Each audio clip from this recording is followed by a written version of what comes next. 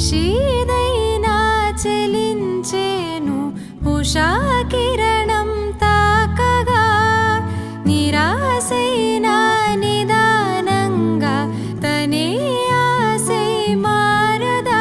గిరిగీతలే చెరిపేయగా మనసాటి వారే సూటిగా ఇక సొంత వారై మారగా దూరాలనే వెలివేయదా నేలైనా సంద్రమైనా తేడానే చూస్తూ ఉందా వర్షించే వేళల్లోన నీలాకాశం మేడైనా గూడే అయినా సూర్యుడు దారి